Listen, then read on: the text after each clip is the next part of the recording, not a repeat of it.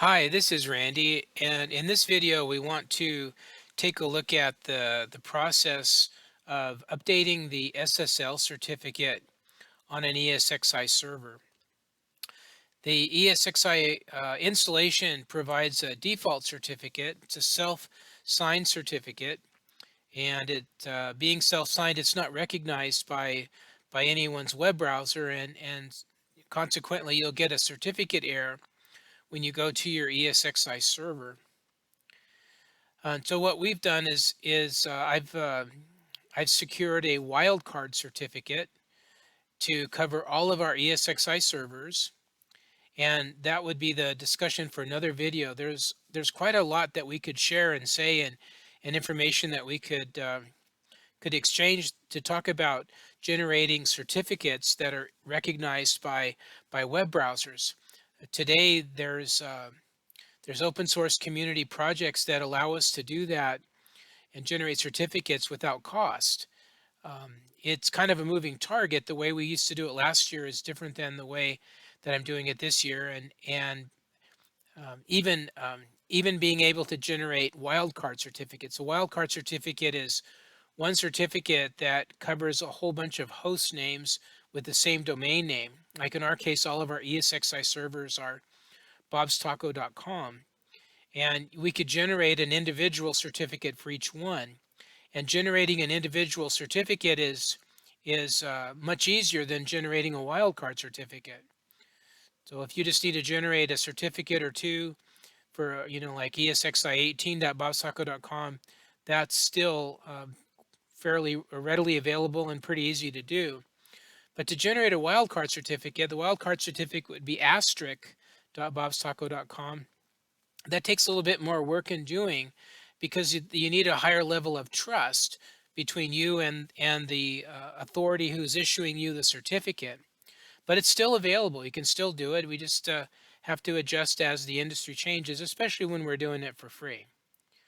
Okay, having said that, this ESXi server has had the certificate updated, but at the time I did it, we didn't think to make a video, and so I'm going back now and I want to make a video that talks about how to do that. So we can come and look at it here, and we can look at the certificate, and it'll tell us its validity dates.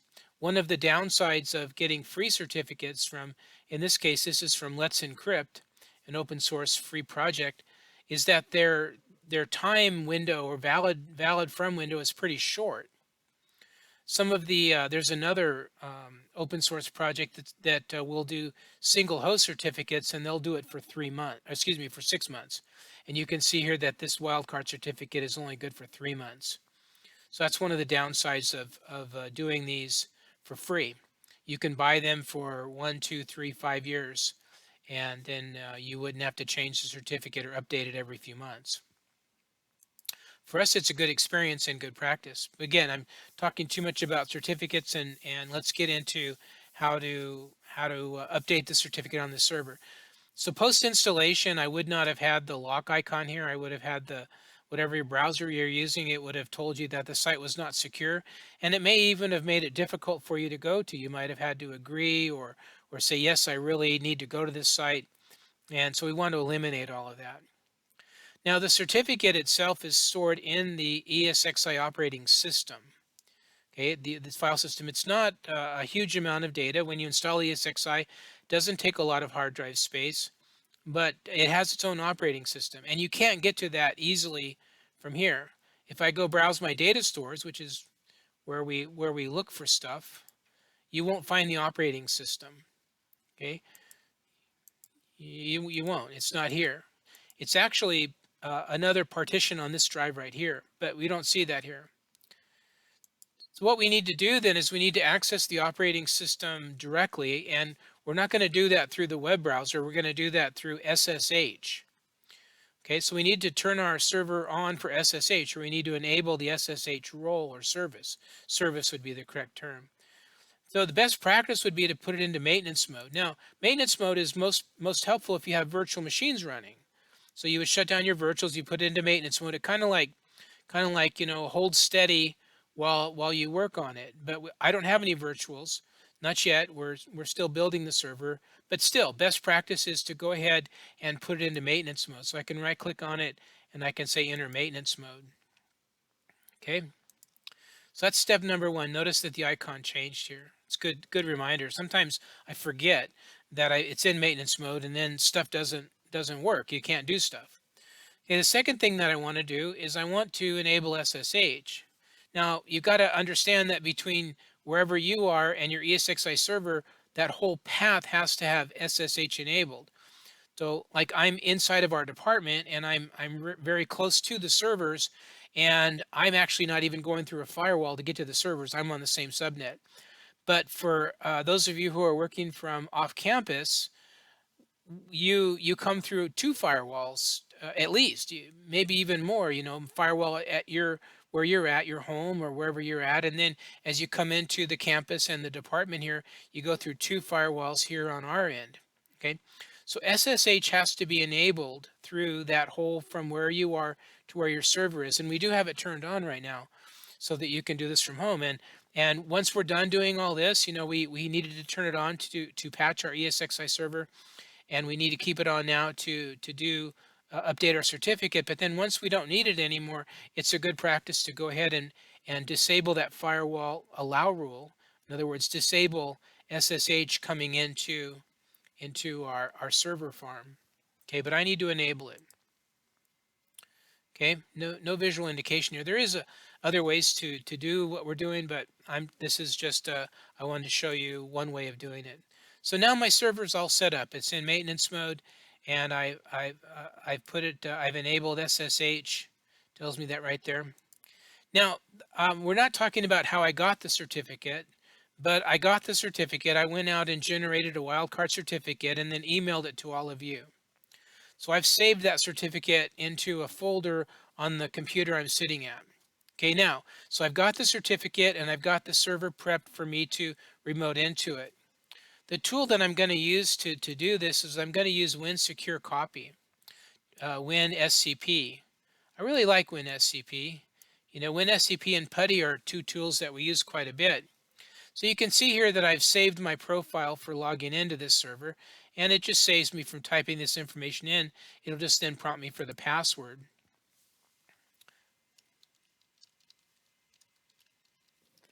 Okay, so I give it password and I've now remoted in. Now, I want you to notice what we're seeing over here on the right is the file system from ESXi, and over here on the left is whatever directory you choose. And I chose to have my downloads directory, so I'm on a Windows machine. So this is familiar, users, my login name, and then my downloads directory. And within my downloads directory, that's what I've chosen to do. But you can change this here. You can go to a different directory and you can change this here.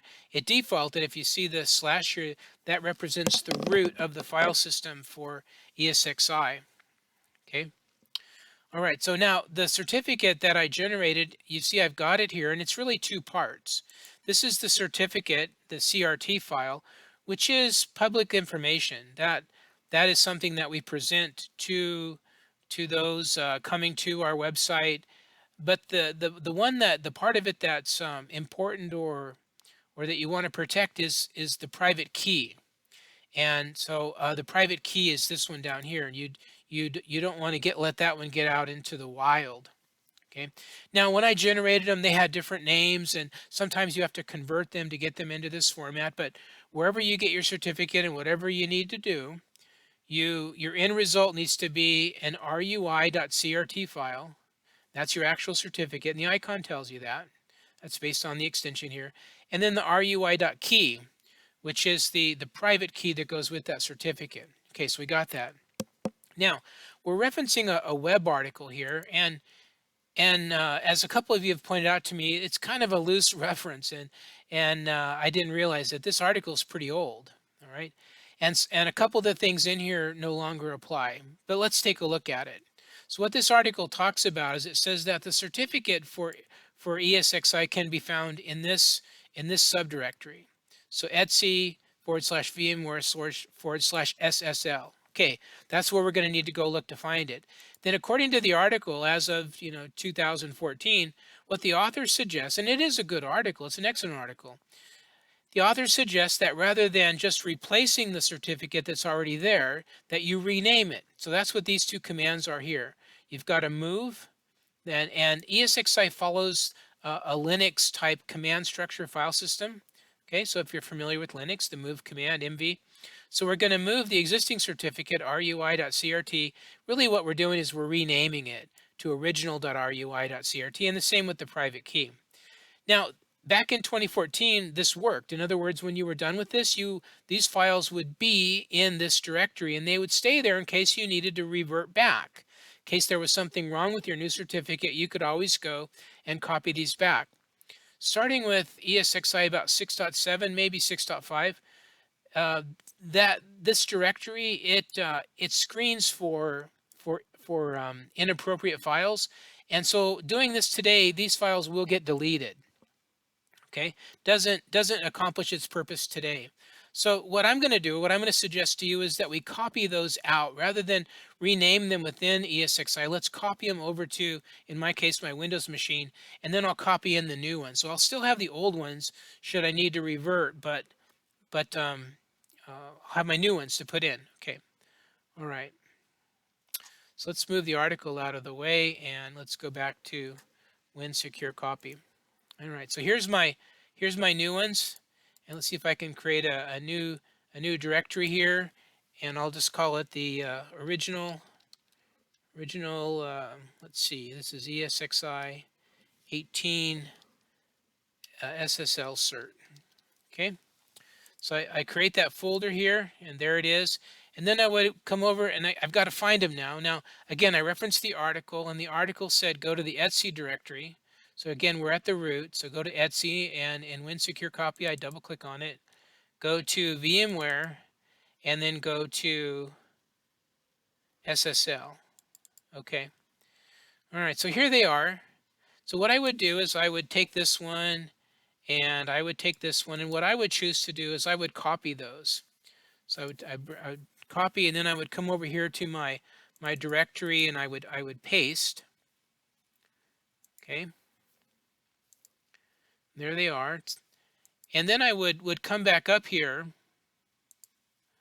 and I would take my replacement certificate, and I would copy, and I would come over here and I would paste. Okay.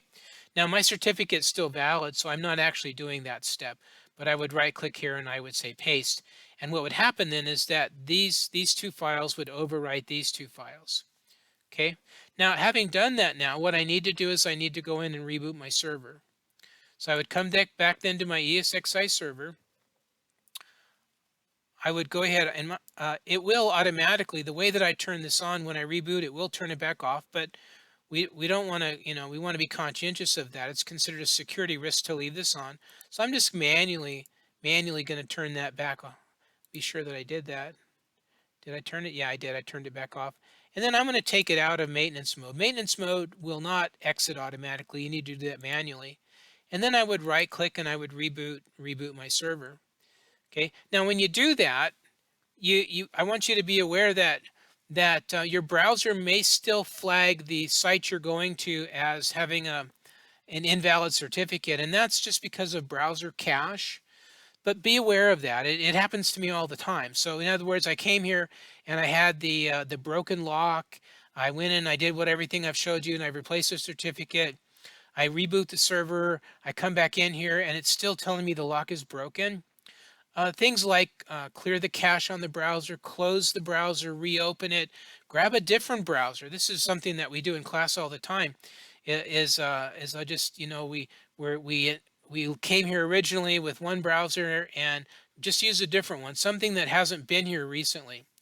And play with it a little bit. If you replace a certificate, don't give up easily. You might have to, refresh a couple times and do a couple things, close the browser and play around with a little bit. But what you should then find, without too much trouble, is that you do get the lock icon. And then I always encourage you to go ahead and click on the lock icon and just verify that that's really, that you did what you thought you did. And you can see the asterisk there. That indicates that this is a wildcard certificate. Okay. So then that's it. You're good to go. And there is no automatic mechanism. Just let me tell you a couple other things about certificates. Certificates are becoming kind of integral to so many things we do. Our storage area network servers, they need certificates. Our firewalls, pfSense firewalls, they use certificates. You know, ESXi uses certificates. So many things are using certificates, and rightfully so.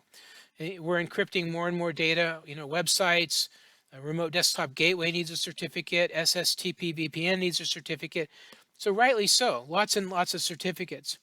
For a lot of these services, you know, like I'm talking about storage area networks, pfSense, Windows web servers, Internet Information Server, there are tools that will automate the renewal of your certificate. Okay, now again, my focus is on these open source, valid, but they're free certificates, because in training, I want to give you as many tools as I can, and free certificates, that's great, right? I mean, that's great. How can you lose with that? So there are tools for a lot of these services that will make this job easier, but not for ESXi. Okay, not for ESXi. There's no automated mechanism to. There's no tool for so many of these services, like anything Linux based. It's what we call an ACME client, ACME. And the ACME client will watch the certificate. It'll then go out when the certificate gets down to, I think, like 7 days before it expires, and it will then initiate all of the mechanism and do all the work that needs to be done to get that certificate renewed, and then it'll update the certificate on the device. That is so super cool. But ESXi does not have anything like that. So in a production environment, you've got to choose, right? What we're doing with replacing certificates every 3 months would not be a good best practice in a corporate environment. We would either buy certificates, we would buy them, you know, for 1, 3, or 5 years kind of a thing, or we would generate our own certificate, do a self-signed certificate. But then if we do that, and this is, there's nothing wrong with this, but just understand, if I can generate my own certificate, there's a project, what is it called? OpenSSL, and there's a Windows client for OpenSSL, and Linux uses OpenSSL. You can create your own self-signed certificates, but when you do that, you need to take a copy of that certificate and embed it into the operating system, which puts it into the web browser of the desktop you're going to sit at to work on that server. So I'm telling you a lot about certificates. We're taking this video as an opportunity to tell you a little bit more, because we do have a chapter on certificates coming up, or a module, but you know, I just want to share with you some important stuff. So that's another option here in CITE, that I can generate. I generate 5-year self-signed certificates, and I put them on devices that I've determined this is how best they're served. But then I also have to take that certificate and import it into all of the desktop operating systems that I sit at when I work on that equipment. Okay. In other words, if I just go to any old machine and open a web browser, I'll still get the failure message. But if I go to machines where I've imported my self-signed certificate, then I get the lock.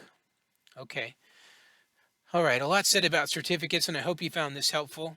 And I'll wrap up this video, and thanks for the feedback. I had some feedback that encouraged me to do a video on this. We'll wrap it up, and we'll continue on with our ESXi build. So thank you, and you have a great rest of your day.